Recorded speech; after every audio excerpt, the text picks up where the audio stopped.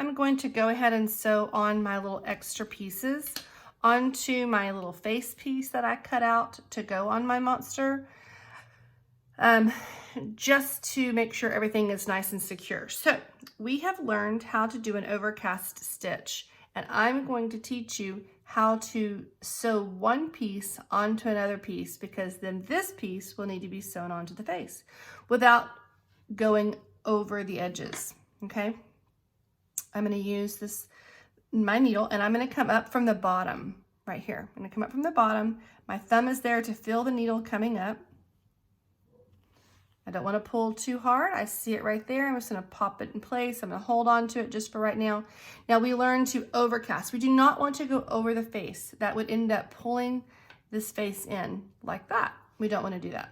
So we're going to overcast over this little gray circle. But the way I do that is I go sort of almost underneath it. And then I'm going to move counterclockwise. I'm going to go to my left, and I've got a little spacing. Remember our little dots? And I don't want to pull too tight.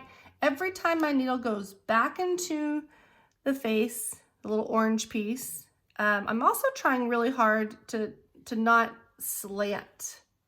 So I want to go straight over right where my thread is here and go straight down, just slightly under that gray, because I'm going to turn this as I go. And if you look at the back, it's just a nice little stitch back there, no knots or anything. And if there are, oh, I do have one. And if there are little stitches, you can certainly kind of pop them out. I'm sorry, loops.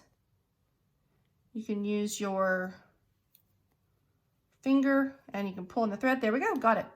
Okay, I'm in the back. I need to come back to the front. So I'm going to scoot over just a tad bit. I don't want to go too far down. I want to try to keep some good spacing. Go straight up, and I'm just going to go just slightly underneath that gray circle, as you can see. I'm going to turn it again.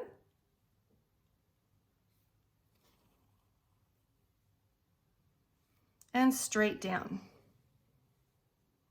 Okay, turning it. I don't want to pull too tight because you can see I'm starting to get some little dimples in it. That doesn't bother me too terribly much, but okay. And remember, the dots that we sewed on our practice paper, that is actually to help you with your spacing, to kind of give your brain the idea of where your spaces need to go. Now see, my thread starts to twist. Just drop your needle and run your fingers through it. Check your spacing.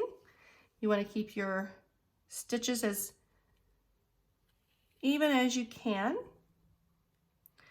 I threaded my needle based on the length from my nose to the end of my hand, stretched out to the side of my body, which is roughly a yard. Roughly, probably just short of a yard, depending on your wingspan.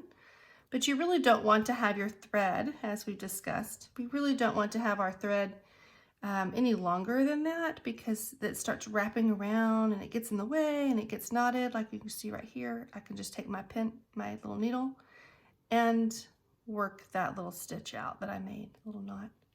I don't want to get too close again. Remember, we're gonna have enough thread to go all the way around, I believe. And then I can show you the tie off on the back, which is just like you do on your paper and just like you did on your button. Super, super simple. And you're gonna have just a really fun little creature here, with buttons or not with buttons. And this little piece I'm sewing down could also be, oh, got a little knot going on there. Could also be done with fabric or whatever you choose that's creative. See it gets in a little spin right there, and I don't want that. Okay. I think this is gonna be my last stitch. So I'm gonna come back over. We wanna always tie our knots. We don't want knots visible on our projects. So there's no knots visible. So I'm gonna turn it over, and you can see that it is a nice clean stitch along the back.